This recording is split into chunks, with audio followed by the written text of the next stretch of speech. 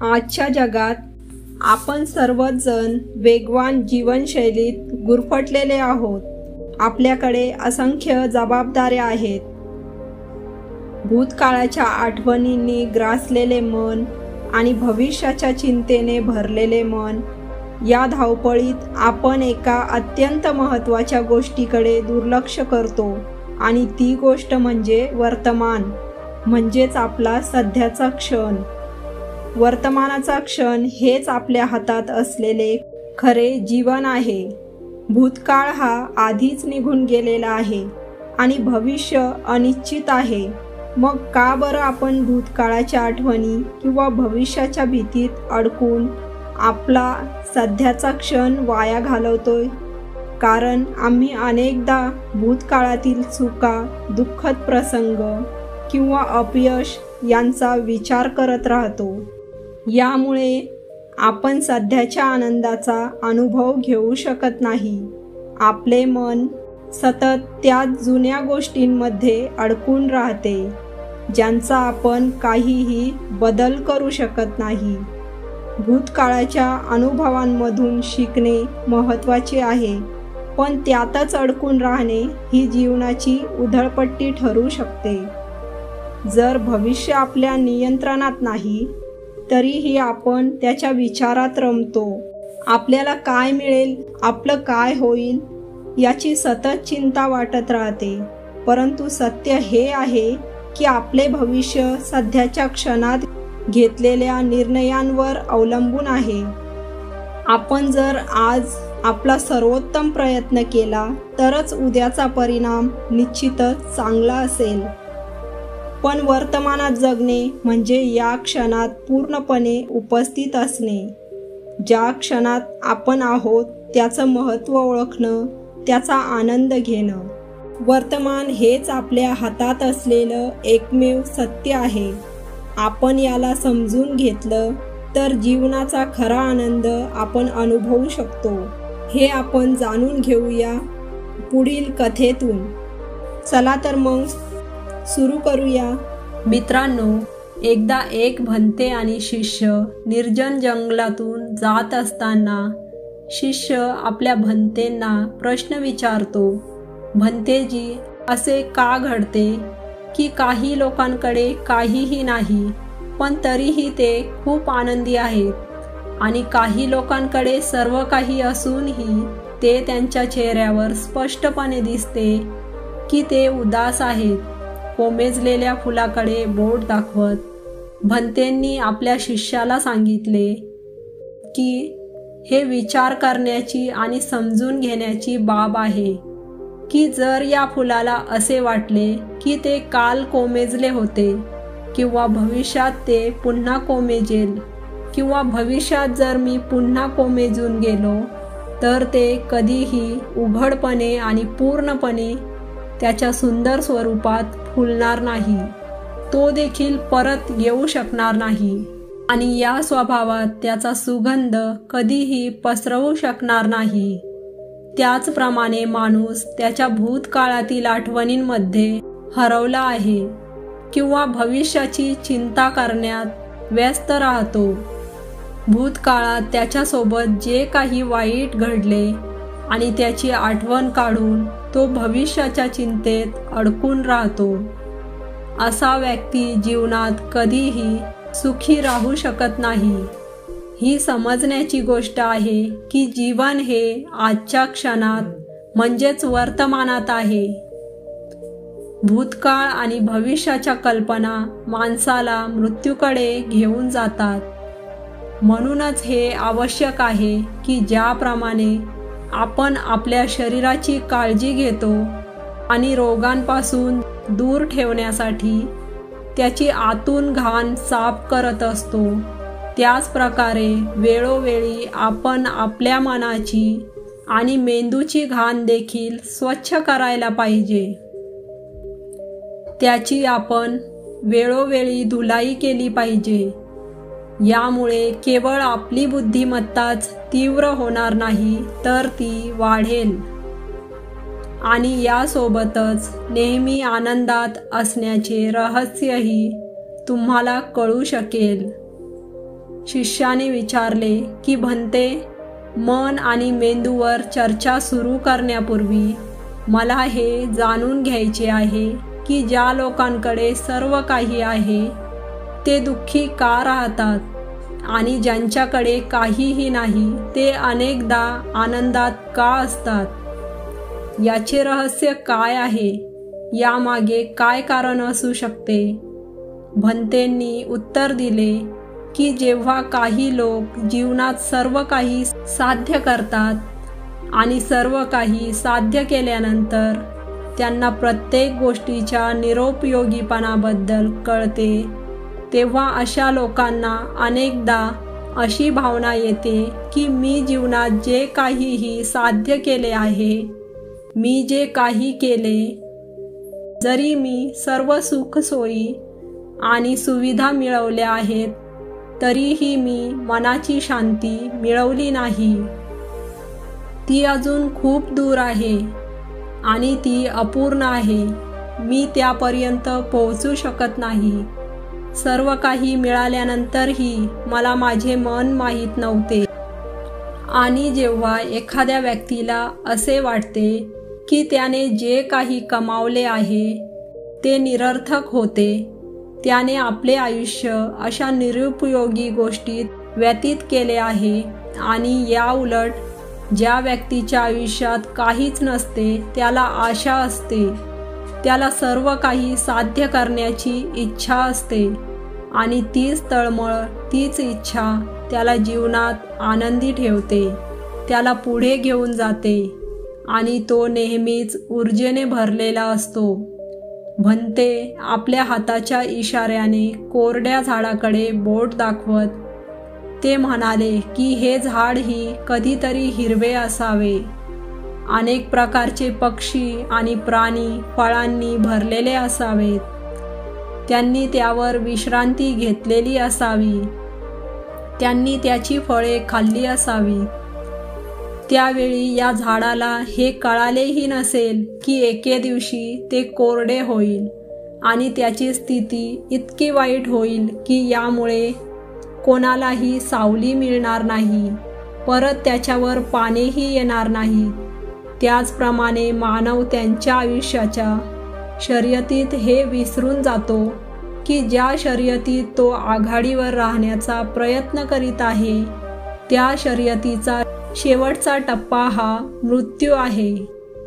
माझी इच्छा आहे की तो या टप्प्यापासून कधी दूर जाऊ शकेल आणि तो आघाडीवर असलेली शर्यत जिंकण्यासाठी त्याचा शेवटचा टप्पा त्याला किती पुढे नेईल. पण प्रत्यक्षात तो ज्याचे स्वप्न पाहत आहे त्याचा शेवटचा टप्पा म्हणजे मृत्यू. मला इच्छा आहे की हे त्याच्या आयुष्यातही कधीतरी घडले की त्या घटना आपल्या मनाच्या शर्यतीत ठेवून आपण कसे तरी पाहू शकतो की त्याचा टप्पा काय आहे आणि त्याचा परिणाम काय होणार आहे. तो भरपूर गोळा करण्यात व्यस्त आहे. एक दिवस हे सर्व येथेच राहील आणि हे सर्व गोळा करताना एक दिवस त्याचे शरीर मरेल आणि नंतर त्याचे शरीर आगीत जळून जाईल. पण त्याने जे काही निर्माण केले आहे ते येथेच राहील. परंतु मानव हे गोळा करताना तो आपले जीवन जगायला विसरतो. तो कधीही उघडपणे हसायला शिकत नाही. तो फक्त गोळा करत राहतो आणि गोळा करत असताना तो आपला सर्व आनंद, निवड, सर्व काही गमावतो. पण कदाचित हे देखील शक्य आहे की तो अशा गोष्टी करू शकतो की त्याच्या जीवनात आनंद निर्माण करणाऱ्या कामाकडे पुढे जाऊ शकतो, ज्यामुळे त्याचे जीवन नवीन बनते, त्याच्या जीवनाला दिशा मिळते. भन्ते म्हणाले की जीवनाच्या शर्यतीत थांबणारा साधक हा एकच आहे, ज्याला हे समजते की जीवनाचा शेवटचा टप्पा मृत्यू आहे. म्हणूनच जीवनात सुख, सोयी आणि सुविधा मिळविण्याऐवजी तो स्वतःचे मन आणि मेंदूला एका नवीन आनंदाकडे नेण्याचा प्रयत्न करतो. शिष्याने विचारले की भंते, की एक घरगुती जीवन जगणारा व्यक्ती हा आनंद मिळू शकत नाही का? आणि जर त्याला शक्य असेल तर त्याने सुरुवात कशी करावी? भंते म्हणाले की ते नक्कीच करू शकतात. भंते उत्साहित झाले आणि त्यांनी उत्तर दिले की जर मानवांना तो आनंद मिळवायचा असेल तर जर तुम्ही साधक होण्याचे ठरवले तर निसर्गाचा स्वभावच तो बिघडण्यापासून थांबवेल. असे दिसते की खरा साधक आपल्या जीवनात शोध घेतो आणि शोध घेतल्यानंतर तो प्रत्येकाला सांगतो की घरगुती जीवनात आनंद कसा मिळवता येतो, जेणेकरून एखाद्या व्यक्तीला त्याच्या घरगुती जीवनाचे अनुसरण करताना तो आनंद मिळू शकेल. भंतेंनी त्या तरुणाला संबोधित केले आणि उत्तर दिले की मी जे माझ्या आयुष्यात शोधले आहे ते त्यानुसार एखाद्या व्यक्तीने वेळोवेळी आपले मन आणि मेंदू स्वच्छ केला पाहिजे. एखादी व्यक्ती आपल्या शरीराकडे लक्ष देते पण तो त्याचे मन आणि मेंदूला विसरतो. तो त्याकडे कधीच लक्ष देत नाही आणि त्यामुळे त्याचे मन आणि मेंदू म्हातारे होतात. त्याच्यामध्ये तरुणपण राहत नाही आणि जेव्हा त्याला आता तारुण्य नसते तेव्हा ते नवेपण आणि ताजगी राहत नाही आणि त्यामुळे एक व्यक्ती खूपच उदास होतो. मन आणि मेंदूची घाण काय आहे? प्रथम मी तुम्हाला हे सांगू इच्छिते की अशा काही घटना प्रत्येक व्यक्तीच्या जीवनात घडतात ज्याचा त्याच्या मनावर आणि मेंदूवर खूप परिणाम होतो. त्याचा त्याच्यावर खोल परिणाम होतो आणि तो आयुष्यभर त्या घटना विसरू शकत नाही आणि त्याच घटना त्याच्या मनात खोलवर रुतून बसतात, ज्यामुळे त्याच्या मनात एक गाठ निर्माण होते आणि जेव्हा तो भविष्यात कोणतेही काम करतो तेव्हा या घटनांचा त्याच्यावर, त्याच्या विचारांवर, त्याच्या निर्णयांवर प्रभाव पडतो.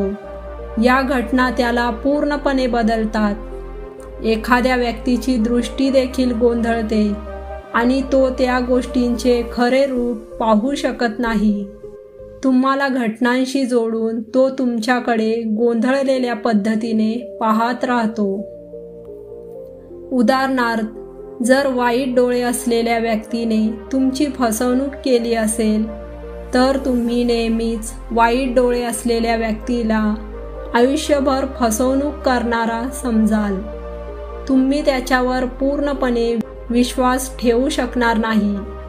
पण समजण्याची गोष्ट अशी आहे की ज्याने तुमची फसवणूक केली आहे ती वाईट डोळ्यांनी तुमची फसवणूक करत आहे हे माणसाच्या स्वभावाने सापडले नाही, परंतु त्या माणसाच्या स्वभावामुळे त्याचे एक चित्र आपल्या मनात छापले गेले, त्याची एक प्रतिमा तयार झाली आणि जेव्हा आपण दुसऱ्या व्यक्तीशी संपर्क साधतो तेव्हा ती प्रतिमा भिंतीसारखी उभी असते मध्यभागी आणि यामुळे दोन लोकांमध्ये खोल संबंध प्रस्थापित होऊ शकत नाहीत.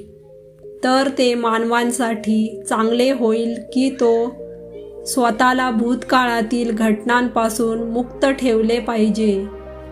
हे महत्त्वाचे आहे. त्याने या घटनांमुळे प्रभावित होऊन मनात कोणत्याही प्रकारची प्रतिमा निर्माण करू नये.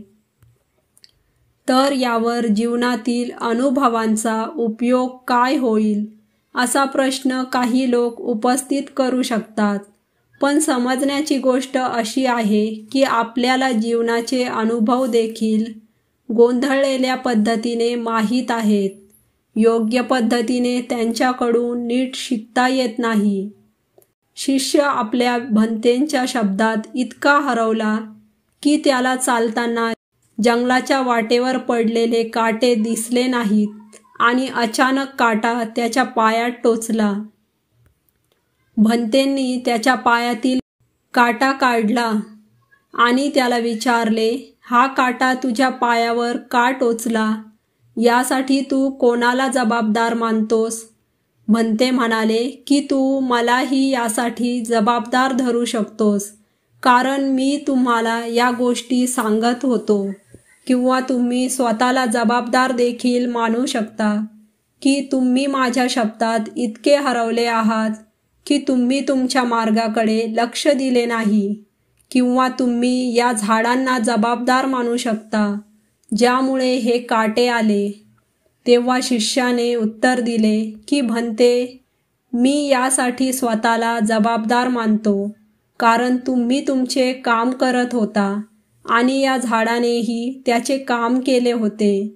पण जर मी तुमच्या शब्दात पूर्णपणे हरवलो नसतो आणि चालत असताना लक्ष केंद्रित केले असते, तर मी माझे काम जाणीवपूर्वक करू शकलो असतो.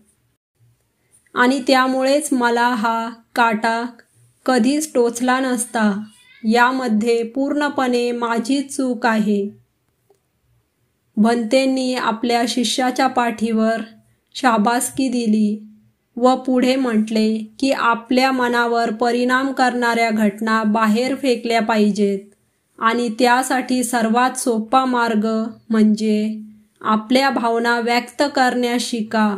तुम्ही कितीही दुःखी असाल तेव्हा ते तुमच्या हृदयात आणि मनात ठेवू नका. जर तुम्ही तुमच्या भावना दुसऱ्या व्यक्तीसमोर व्यक्त केल्या तर तुमच्या मनावरील ओझे हलके होते. काही लोकांचे स्वभाव असे असतात की त्यांच्या भावना कोणालाही ते सांगत नाहीत. असे लोक अनेकदा आतून दुःखी राहतात कारण ते त्यांच्या भावना कोणालाही व्यक्त करत नाहीत. या व्यतिरिक्त दुसऱ्या व्यक्ती उलट असे लोक आहेत जे त्यांच्या मनात काहीही ठेवू शकत नाहीत.